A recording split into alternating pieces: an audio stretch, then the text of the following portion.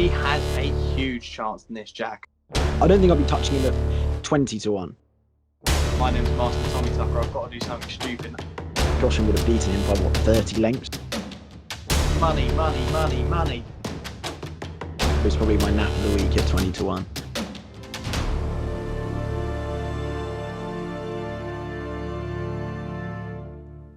Hello and welcome to the Next Gen Racing YouTube channel, where we are back for some horse racing action. I don't know whether a lot of you have seen it, but Jack and I did a great sport anti-post sport review for 2021. A great little preview there. We looked at some of the big sporting events. So if you haven't already checked that out, we'll put a link in the description. Definitely go and have a look at that video. But we're back in the horse racing world, and we've got plenty of stuff to talk about. We've got Ascot, we've got Newbury, we've got Haydock, we've got Wincanton, and we've even got Riyadh over in Saudi Arabia for a bit of the Saudi Cup action, which Jack and I are going to have a brief look into. But Jack, a hell of a weekend. You've got to be looking forward to it.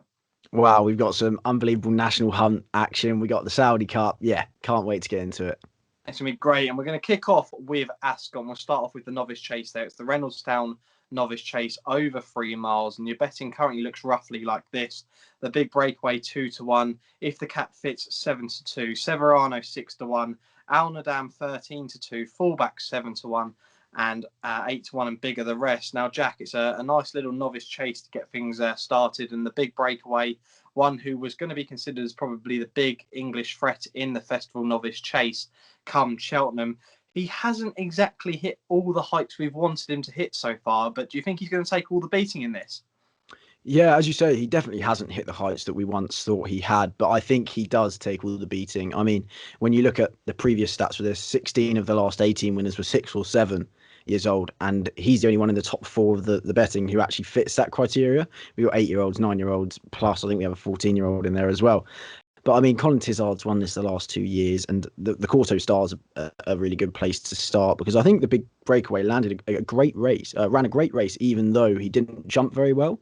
And he just caught Chamblou on a day where Chamblou was jumping foot perfect, and he was hard to get near that day, and especially as the big breakaway wasn't jumping, but he still stayed on, and I thought he ran quite a gallant performance. I mean, If the Cap Fits, it was a really odd run from him, because he never travelled.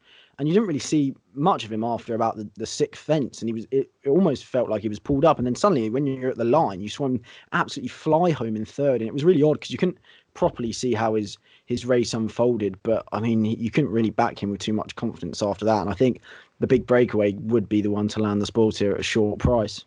Yeah, the big breakaway is one he is gonna take all the beating. I think If the Cap Fits is a very interesting runner in here. Last time taking on Yala Enki, where maybe he didn't quite stay, but he's taken a drop back in trip here, and that may be all right for him. I think 7 to 2 is a fair price about him. I think the likes. Do you know what? As much as I hate doing, I'm going to be discussing one Gary Moore horse in a little while with regards to Wincanton. But Fullback in here 7 to 1. He's done nothing wrong. He has been a fair he's a good little staying chaser for Gary Moore, and a lot of people are big fans of this horse, especially after his run at Plumpton. I think it was 2 runs back, and since then he's gone to win at Exeter, and he might be a horse who's got potential improvement in him, but I think he has got a lot to find with the 2 at the top of the market. But for me, I'm going to side with If the Cap Fits. I think he might just be the one that's going to be the best staying on this soft ground. But yeah, If the Cap Fits for myself, and the big breakaway for Jack in the Reynoldstown. Right, let's go on to probably the big race on Saturday at Ascot, and that is the Ascot Chase over 2 mile, 5 furlongs. And your favourite here is Surname, who's around 6 to 4, 13 to 8 with most bookmakers. Master Tommy Tucker 4 to 1, Lost in Translation 9 to 2, St Calvados 6 to 1, Kalashnikov 8 to 1, and 10 to 1 and bigger the rest, which includes my nap in there, which is Fanion Destraval, but I'm thinking he's going to be going for the Game Spirit, and we'll discuss that in a bit. But it's a very nice looking race with Paul Nicholls dominating the market with the 2 at the top, and a real interesting one, because Harry Cobden this week has said that he's going to keep all the faith in Surname, who was pulled up in the King George at Christmas time. But Master Tommy Tucker, God, this horse, you never know what you're going to get with this horse. Now, last time out, he was literally foot perfect until they got to the last, and he just decided, do you know what, my name's Master Tommy Tucker, I've got to do something stupid, and absolutely clouted it and threw Harry Cobden in the air. How he stayed on, I don't know, but It's going to be a real interesting race here because I don't think Lost in Translation is probably going to go here. I think he might go for the Denman. I don't know whether that's exactly confirmed, but I think that's the most likely target. I can't see the other two that I mentioned before going to the rest of the betting, St. Calvados and Kalashnikov. I can't see them challenging really. I think it's between the two, and Master Tommy Tucker for me, if he jumps well around that course, I just think that he is the one to beat personally, Jack. What about yourself? Wow, I mean, I think as soon as I hear the name Master Tommy Tucker, I just think of mistakes. And like that last time out, it was just going all swimmingly, wasn't it? And as you say, he realised that he is Master Tommy Tucker, and he's going to get everyone a scare, and he's going to let everyone's bet slips tingle in their pocket for a little bit longer. But I think it's quite hard to be backing Surname after his King George run. Mm-hmm. I thought it was so odd because I thought he was jumping and travelling so nicely, and then he just he just reached at the 14th fence, I think it was, and then was pulled up with Harry Cobden still motionless on board. And I didn't actually read the report after. He obviously just didn't react well to that fence and didn't travel after. So Harry thought there was no point carrying on. But I mean, I think he's probably the most likely winner. But I don't really want to be getting involved at 6-4 after that. Would I be wanting to get involved at Master Tommy Tucker at shorter than 3-1? Absolutely not. St. Calvados was held up in the Cotswold Chase, detached at the back, but Gavin Sheehan didn't look too worried about that, and obviously nosed and unseated the rider. But unlike a few of the others, St. Calvados is actually one who will definitely go. So I think in that respect, 13-2 each way with 3 places could be a little bit of value there if there's a lot of non-runners when declarations come out and a lot of withdrawals. But I mean, 12 of the last 12 winners of this have all come in the top 3 of the betting. So I think Surname, Master Tommy Tucker, and whoever's left at the third of the betting when Lost in Translation go will be the way to go. Yeah, I'm definitely with you. It's going to be between the top of the market, I think, and I'm just going to take that chance with Master Tommy Tucker. I think he retains so much ability, and if he does have a clear round of jumping, there's no doubt about it. You've got to say he has a major chance in this race. So Jack's going to select St. Calvados each way as a potential option, and I'm going to go with a win bet on Master Tommy Tucker in the Ascot Chase. Right, here we go. We're going over to Wincanton now for their big race on Saturday, the Kingwell Hurdle, over 2 miles. And this is going to be a hell of a race. I can't wait to preview this. Song for Someone is the 13-8 favourite. Navajo Pass 7-2. Goshen is 7-2. Christopher Wood 9-2. Ballyandy and Friend or Foe 7-1. And then you've got the likes of Elixir Nuts at 12-1 and much bigger the rest. And right, I mean, do we start with myself, Jack, and talk about he who should not be named? He's back! He's back! Voldemort's back! Goshen here, he's coming back off a run in the International Hurdle, which definitely went wrong. Let's talk about that first. Song for Someone won the International Hurdle, but there was definitely something wrong. Goshen wasn't travelling. As soon as they hit the bend, something just, I don't know, he suddenly just flew back through the field, and that's not a true horse's running. Not many horses do that. And there was, afterwards, they talked about the heart issue with this horse, and Paisley Park had a similar issue, and we've seen how Paisley Park's come back. I know it's been a lot more of a longer recovery for Paisley Park, but Goshen has so much ability. We look at the form of that Triumph at the moment, and I think we've dismissed it slightly, but you've got the likes of All Mankind. Navajo Pass, who's in this race, who beat Bouvedere, was also in that Triumph Hurdle. Aspire Tower, who hasn't been running too badly over in Ireland. We haven't seen the winner of the Triumph, Burning Victory, as of yet, but I'm sure that that horse will come out and blow people away. But I do think if Goshen has recovered from that issue, he has a huge chance in this, Jack, and I think he's going to take all the beating. Now, you're probably going to say that the favourite's going to take all the beating here, but if Goshen genuinely was to be fully fit, would you be, and Gary Moore promised you and said, do you know what, this horse is ready to go, would you actually be siding with Goshen, or would you still be with Song for Someone? I probably won't be siding with anyone just because I want to watch it and see how Goshen performs, because I'm not sure how much he actually needs to improve to beat the likes of Song for Someone and Navajo Pass. I mean, Navajo Pass is here at half a point bigger, or same price as Goshen, I think, at 7-2. And let's not forget, Goshen would have beaten him by 30 lengths or so in the Triumph. And I think a lot of people have got hung up on Goshen's flat runs. I mean, I think it was a really weird way to prep him, don't get me wrong, but he's only had one run over hurdles.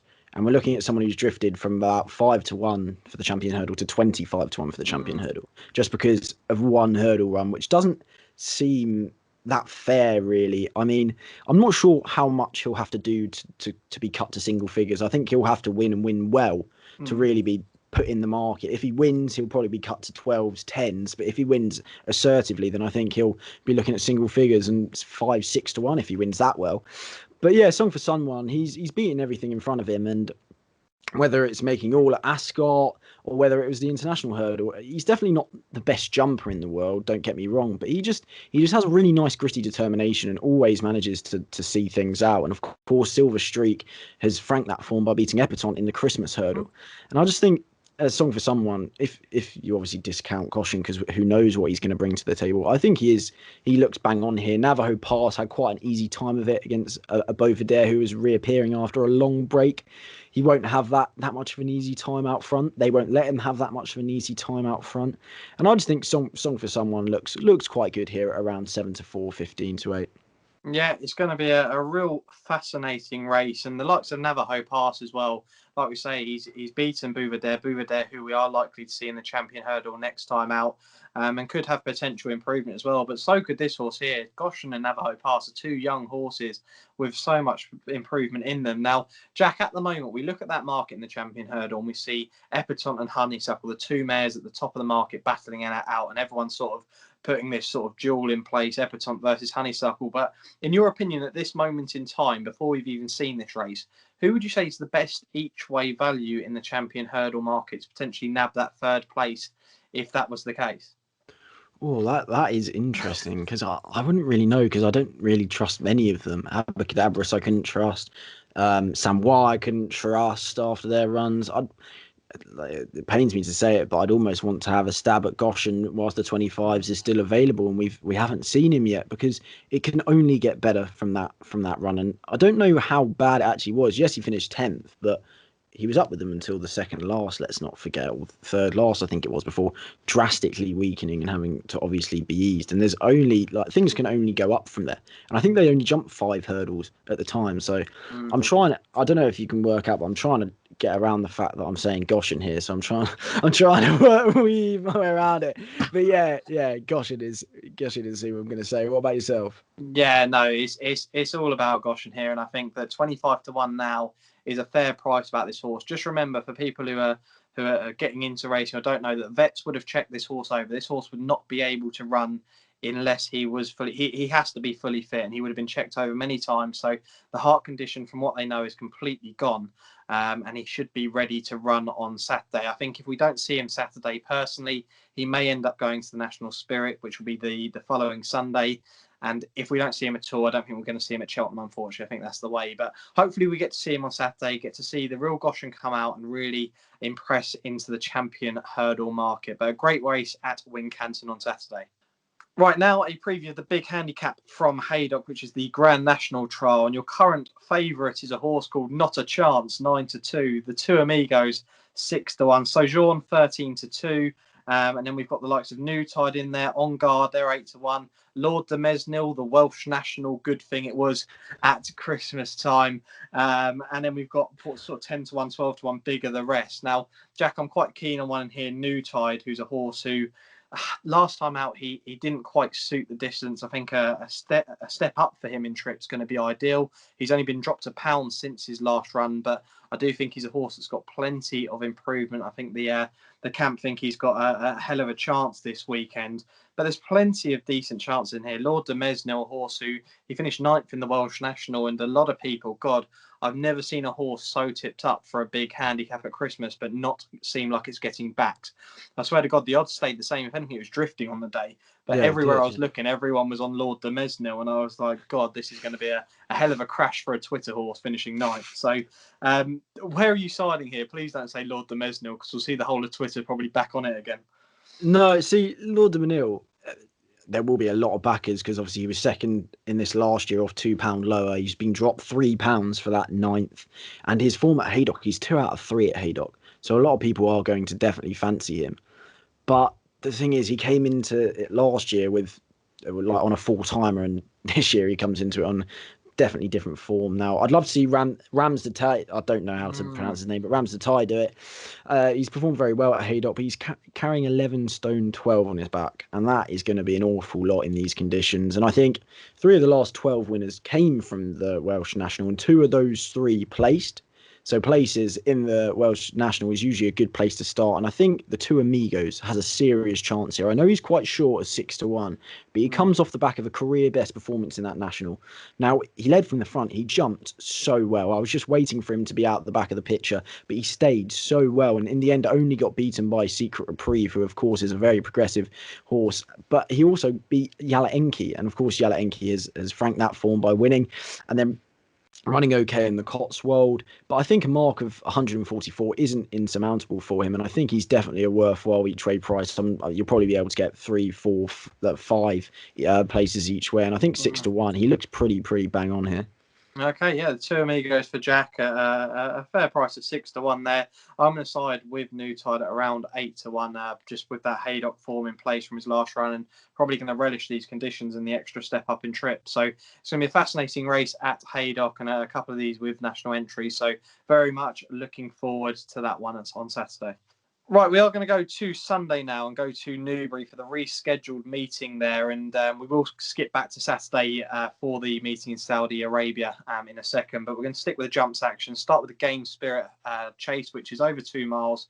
Altior was the favourite for this race, remember, last weekend. But Altior is now out of the race and is heading straight to Cheltenham. Now, Jack, before I go through the betting for this race, let's quickly discuss that. And you know, we've got Shaq and Poursoir in there at the moment. He's very short. I think you could probably get a best price of even money potentially about Shaq and Poursoir, and you'd be very lucky to do so. But would you have any confidence now in backing Altior at all in that champion chase without a decent run under his belt?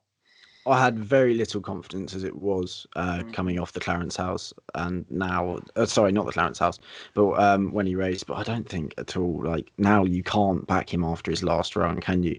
Getting beaten by Nube Negro and whatever he's done, it hasn't been that encouraging at all. And of course, a lot of people will keep loyalty for him. But if you look at 8-1, I mean, Sam, that's got to be way too short, hasn't it? Yeah, it is. It's far too short for this horse, I think. I wouldn't be taking that one bit. I don't even think he's a great each way price. I just think he'd need to be double that for me to be saying, okay, maybe he's worth a little each way punt, but it would be a bit of a nervy punt, to be honest. You need to see that horse have a good run, but it would be great scenes to see him. Imagine if he was to come out and absolutely romp up in that champion chase. But at the moment, I see that as highly unlikely. But we'll go into the betting for the Game Spirit Chase, and Grenadine is now the favourite, along with Champ, who is a new entry into this race. They're 2-1 joint favourites, and Champ has been put in this race. Remember, last weekend he was the favourite for the Denman Chase, which Jack and I have touched upon. I'm sure we'll put a clip in of the Denman Chase. But yeah, Champ's 2-1, Grenadine 2-1, Sco Royale is 3-1, Dolos 11-2. Fanion Destraval, horse who I was very confident on, 6-1. Magic Saint 13-2, and Riders on the Storm is 16-1. Jack, we knew from last weekend when we discussed, the video is still out there, but I was so confident in Fanion Destraval, and now Altior's out the picture. I really do fancy this horse. I think he's an absolute good thing, especially to get a place in this race. I think he's going to be a real tough grinding horse. Got plenty of improvement. I mentioned last week, in the Clarence House, he finished behind the likes of Politolog and Waiting Patiently, and that form is fairly decent. Let's not deny that. And he beat the likes of Defi Desoy, who we're not going to see again this season. But I think he's got some excellent form in the book. I think a little drop down in trip for him is going to be ideal. And I think the champion chase is going to be on the mind for Venetia Williams. I don't think he's an amazing bet for the champion chase, but I think this weekend around the 6-1 price might be a really good bet. Jack, what did you make of this? Now we've got Champ in and Altior out. Yeah, it's a completely different affair in that respect, but it's also very similar in some. I mean, Champ, like Altior, is way too short. He's 9-4 over 2 miles. He hasn't run over 2 miles since February 2017, and he's 9-4. When I looked at that price, I was like, I don't think I'll be touching him at 20-1, if I'm being honest. Not being seen since March and having a race course gallop over 3 miles. Dropping back to 2 miles here, who knows? And who knows what he has to do to actually throw down the gauntlet to Albion Photo? Because even if he wins, which I don't think he will, how is that going to have repercussions to the Gold Cup? I'm not really too sure. But as it is similar to last week, Fanion Destraval still does look a nice price at 6-1. And in that respect, Green Teen, I think 15-8 is obscene. Finishing 7 lengths behind Politolog, and you're shorter than 2-1, whereas Fanion Destraval was 2 lengths behind Politolog and is 6-1. Obviously, it's not not as easy as that. But yeah, Fanny and Destreval, was, like you said, his performance was really, really nice, having to come wide of Defi de Soy and waiting patiently, and having that eyeballing battle with waiting patiently all the way to the line, and being beaten ahead by waiting patiently. And 6-1 you can get here each way. I think that's a great price. Yeah, I think he's a real nimble horse, a small little horse. Like I said, he's a horse that pings his fences. I think he's got so much improvement. I know the Venetia Williams camp think a hell of a lot of this horse, and he is going to be my nap of the weekend this weekend in the Game Spirit Chase. So looking forward to that one on Sunday afternoon. I think he's an absolute cracking bet. The horse just wins, mate. He just wins with absolute ease. I don't often have a confident sort of 6-1 win bet, but I think he's you probably get a better price about him, but I think he's a real decent one this weekend. Right, we're now going to move on to the Betfair Hurdle. Now, we've lost a couple of horses in here, especially Metier, who was the one that was very fancied for the Supreme and is now going to go straight there, which is a horse I cannot fancy one bit in that race without seeing him run again against decent company. But we're going to insert a clip now from last week of Jack and I talking about the Betfair Hurdle. And I think friend or foe at 20-1. Now, I think 20-1 is too large for this 6-year-old, considering he's the form he's in. Now, it's just the way he jumps is so efficient. He looks so good over the obstacles, and he jumps really well under pressure, which I love to see, especially in a massive handicap like this. So on his penultimate run, he jumped a decent field ragged, winning by 11 lengths, and since then has finished second to Guard Your Dreams for Nigel Twiston-Davis, who's also in this. And he travelled very strongly that day. He went 2-1 on in play, but then he had to switch right and didn't find much off the bridle, but that was bottomless ground. Now, the soft ground forecast isn't quite like the heavy ground he found that day, so I think the soft ground will be definitely a lot more suitable. And I think 20-1's a little bit overpriced. And now for the last one, I think I may have to get one of your Gary Moore fan club t-shirts. No. I think we're gonna have to be wearing one as well. I hate to say it. I'm not even tipping him. I haven't even. Do you know? I didn't even consider him for this race. What am I hearing? 50 ball, 14-1, Sam. 14-1, because after he hacked up at Sandown in December, he was a bit keen, but he jumped well. He wasn't actually that great when he wasn't in the air, but when he was in the air, he was really efficient. It was 4 out that he took the lead, and he was thrown at the hurdle by Niall Houlihan, who was on board. And the more interesting form line was on his penultimate run. He won over 2 mile 3 at Ascot, so he's definitely going to stay out this 2 miles, even if it's run at a decent pace. Now, he beat Strawfan Jack, and Strawfan Jack has since gone on to win by 30 lengths at Aintree. And I thought that was very, very eye-catching. And although 50 ball has raised £11, I think 14-1, we could see some decent improvement here. So 20-1 and 14-1 for those two. I don't think you can go too far wrong, especially if they're playing 5 places each way. Now, tell me, Sam, why should we not be going for 50 ball, eh? I'll tell you why, because we should be going to another South Coast trainer, my second string of fan clubs, basically. And I'm going across to the Mad Hatter of Winchester in Chris Gordon here, with a horse called Annual Invictus, who I've seen at prices around 33-1, but with most bookmakers, I think he's around 25-1. I don't want to get too ahead of myself on the prices, but he's won his last 3, and he's been running at Plumpton the last 2 times, and I've got to love Plumpton.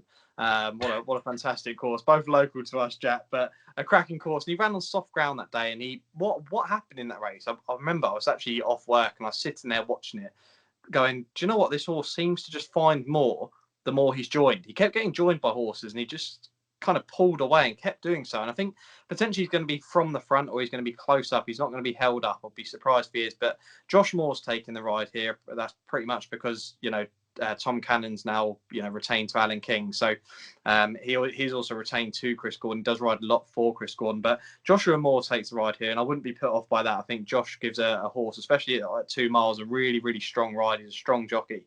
And I do really like his chances. He's been going up the ranks, and I think it's a really, really interesting race because Chris Gordon, he's not known for having big winners. He's just not. We don't associate him on the big days, do we? But last year, he had the third with a horse called Remy Luck.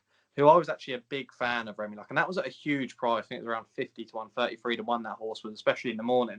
Because I remember looking at it going, do you know what, he's got a hell of a chance. And I think Chris Gordon's aimed this horse for this race. I think that might have just been a prime target. So I think 33 to 1 is a hell of a price. Maybe that 25 to 1, if you do get that, that's all right as well. But yeah, I'd give him a decent opportunity. And the other one from that day at Sandown, I think the day that 50 Ball ran, was Mr. Coffee, who is a really, really interesting one, because I was there that day, and that was one of the first days that punters were allowed back onto a race course. And I was standing there in the stands. I was like, God, where's all this money going? So many punters throwing their money down, all at these bookmakers. And it seemed to all be going on this Mr. Coffee. I think he went off 6 to 4 in his handicap, starting off at around 4 to 1 the night before. So there's obviously something with this horse that a lot of people really like. And he was very, very disappointing, no doubt about it. And he stayed on a mark of 138 in here. He ran off 138 then, he's off 138 here. And I just think that potentially he has every opportunity if finding what they thought was, what they thought that horse had. I just don't know whether something went wrong that day. I didn't see sort of a full picture from it all, but something didn't look quite right for a horse that was heavily backed into 6 to 4 favourite. He didn't run like a 6 to 4 favourite. He was nothing close to it. He completely flopped. But yeah, my two selections, Jack, I'm going to go Manual Invictus 25 to 1 and Mr. Coffee around the 14 to 1 mark. Right, so that is mine and Jack's opinions on the Betfair Hurdle. Like I say, there might have been a few changes since then with regards to the market, but Annual Invictus still a horse that I'm very, very looking forward to seeing on Sunday. He loves the ground. He's trained by a trainer who is very, very small but very shrewd as well, and he had the third last year at a big price with Remy Luck. And it's a horse here that I just think he's got plenty of improvement in him as well. So for me, Annual Invictus. And Jack, for yourself? Yeah, I think Friend or Foe, the only difference for me is Friend or Foe is probably my nap of the week at 20 to 1. I mean, since last week, Guernsey, who he beat by 11 lengths a couple of starts ago, has since finished third of 18 in a competitive handicap at Warwick. And Friend or Foe's also entered into the Kingwell Hurdle. I don't know if you saw that, where he's 8 to 1. Now, 8 to 1 for the Kingwell Hurdle and 20 to 1 for the Betfair Hurdle doesn't make too much sense to me, especially as the Betfair was his main target. So Paul Nicholls clearly thinks a lot of this 6-year-old, and I think 20 to 1 is actually a little bit overpriced. 50 Ball, not as convinced with 50 Ball. I still think 12 to 1, 14 to 1's a decent enough price, but I think this is going to hopefully give us maybe the Friend or Foe show. Cool. Right, the naps this weekend, both coming from Newbury. Myself with Fanny on Destraval in the Game Spirit, and Friend or Foe at 20 to 1 in the Betfair Hurdle. Two decent prices for our naps this weekend. Hopefully we'll see them go in. But a real interesting race, the Betfair Hurdle. Right, now, not many people out there will be previewing the big flat action this weekend, but Jack and I are going to touch upon the Saudi meeting at Riyadh, which is going to be a corker of meeting, plenty of international jockeys on show, the best of the best, and plenty of money. Nothing you wouldn't expect from Saudi Arabia. And we'll start off by just talking about, we're going to talk about two races in quite a bit of detail, but the rest we're going to have little brief mentions of. But the Red Sea Turf Handicap, which is a stayers handicap, Call the Wind, the French horse, 2 to 1 favourite. Prince of Iran, 4 to 1. Secret Advisor, 4 to 1. Spanish Mission, 6 to 1. Mildenberger, 12 to 1. Red Verdon, 14 to 1. And 20 to 1 and bigger, the rest of them. Now, Jack, we see plenty of European raiders in this race, and a lot of English raiders actually taking part. And Call the Wind has been such a consistent French performer for Freddie Head, and he deserves his place at the top of the market. Prince of Iran, you can't not love this horse. He is an absolute corking horse for Charlie Fellows. He never knows when to give in, and Frankie Dettori takes the mount aboard this horse this Saturday, which is a fascinating jockey booking. I'm actually going to side with Mildenberger, who's a bit of a price. He's 12 to 1. He's an improving horse in here. Joe Fanning's on board. I absolutely love Joe Fanning, and I wouldn't be surprised to see him go from the front on this horse and give it a proper Mark Johnson horse ride. He beat Rainbow Dreamer last time out, and Rainbow Dreamer has gone on to win since. And I think he's running off 9 stone 4. It's a little bit of a weight. He's close to the top of the weights, but I think he has a real chance as an improving horse. He was once considered as a Derby potential as a younger horse. I think he did run in the Dante. I might be wrong there, but I'm pretty convinced I remember him running in the Dante, and Mark Johnson fought a lot. And I think he's slowly coming to his game now and potentially becoming a decent stayer in the English staying division. Jack, you've had a good look at this. Who did you fancy and why? Of course, Prince of Anne will be a fan's favourite. I mean, I don't think I've enjoyed waking up at 3 a.m. as much as I did for the Melbourne Cup this year to watch him. He just runs his race time and time again, and he'll definitely be a fan favourite, especially with Frankie Dettori on board. I'm looking forward to seeing him. I think he's a little bit short in the betting, if I'm being honest. I can't believe I'm agreeing with you, but I think Mildenberger does have a good chance at 12-1. I mean, for all the reasons you said, Joe Fanning's going to lead from the front. They're not exactly going to be looking for Mildenberger, and he's just been coming on strength for strength for strength, and he's performed on the all-weather. He doesn't mind the turf, and I think 12-1, he could definitely get in the mix there. Yeah, definitely a real nice price this weekend over at Saudi. It's going to be a real decent race there, a good staying handicap, and looking forward to that. And Mildenberger, a confident selection between 12 and 14-1 for myself and Jack. Right, before we get on to the Saudi Cup, the big race of the weekend over there, we'll just quickly go to Jack, because Jack's had a look at plenty of the other races. Jack, who have you fancied in some of the extra races? Well, I'm looking forward to both the turf and the dirt sprint. I think of all the runners this weekend, I'm most looking forward to seeing Space Blues in the turf sprint. Now, I was actually at Goodwood from the outside watching anyway, when he won the Lennox Stakes this year, and his turn of foot was absolutely electric. And of course, he went on to win the Maurice de Geest as well. I mean, I would have loved to see a battle with Pina Tuba over 7 furlongs, but of course, Godolphin and Charlie Appleby didn't want to send them together.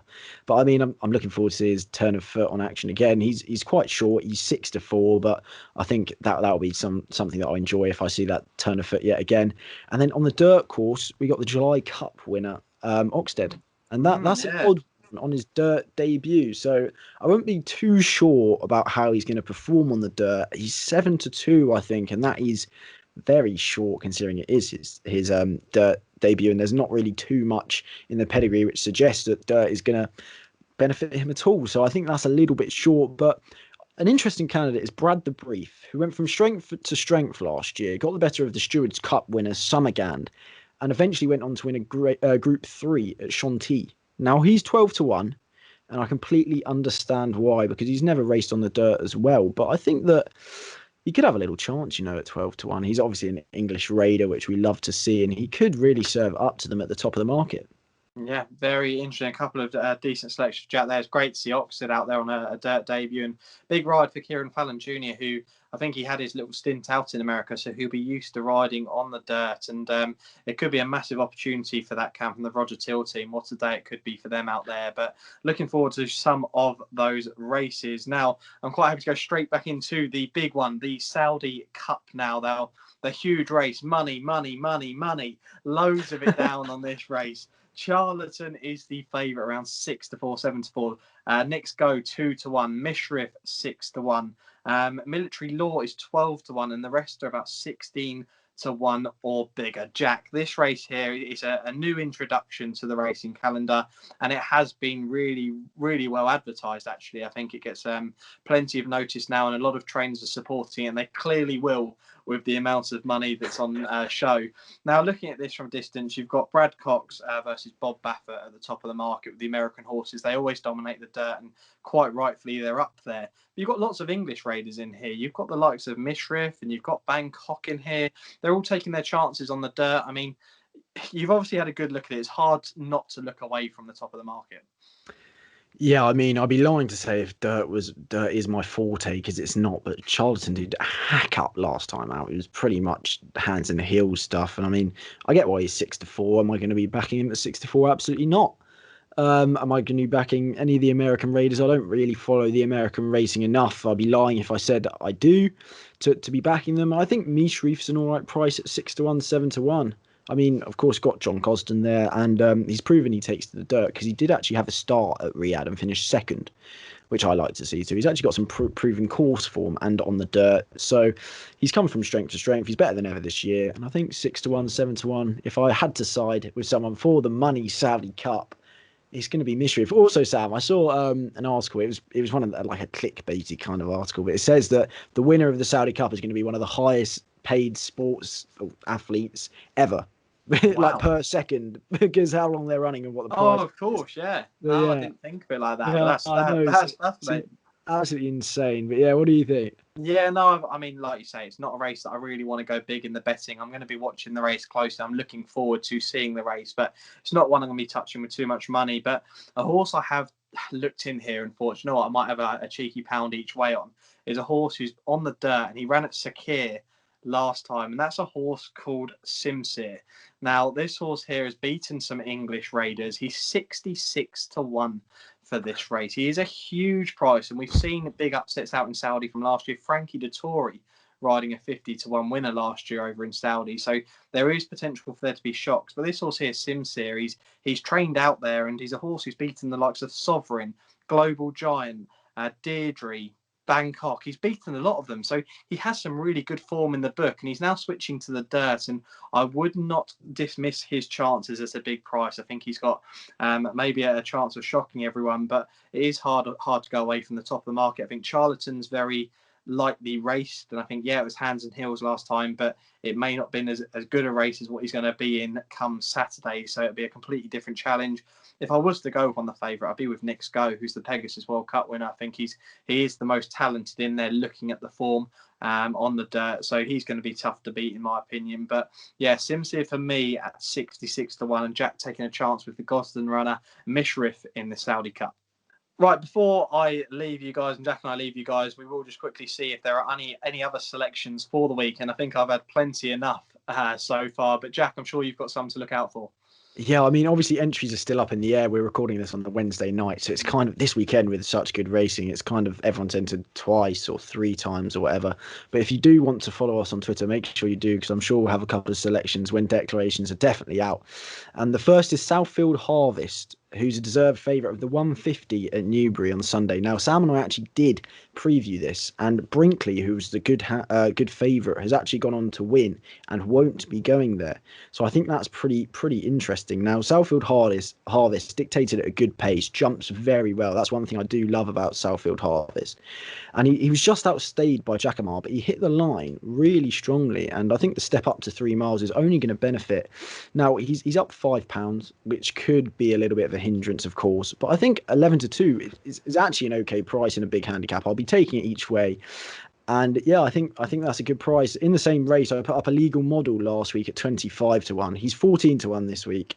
He wasn't declared last week. I'm not sure if he'll be declared this week. He could have an okay chance if he does go, but with the withdrawals that we've had since last week, I think Southfield Harvest at 11-2. And the only other one is Ollie Murphy's Gunsight Ridge. Now, he's entered 3 times this weekend, twice at Ascot and once at Wincanton. If he goes to Ascot, I wouldn't really be going near him, because I think he'll be short enough at about 12-14-1, and I think he'll be a little bit out of his depth.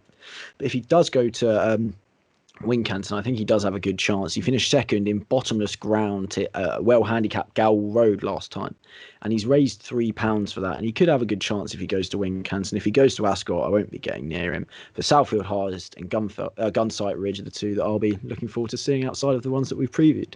There we go. Plenty of horses to look forward to, and plenty of selections and opinions from myself and Jack this weekend. Like Jack said, do follow us on Twitter, because we do put all of our selections up for the weekend on there. And if you are enjoying these videos, do subscribe to the channel. We're hoping to hit at least 100 subscribers come the Cheltenham Festival. So do start subscribing to the channel. Do like the videos, and do comment letting us know what you want to see from this channel, because we do want to hear your guys' opinions. And our Cheltenham Festival videos will be coming to you right at the start of March, and we've got exciting guests which are soon to be revealed on our Twitter. So another reason why you should be on our Twitter page. But yeah, like always, Jack, thanks for joining us. Yeah, cheers. Thank you, Sam. Looking forward to it. We will see you again on Tuesday for our weekend review. Thanks for watching.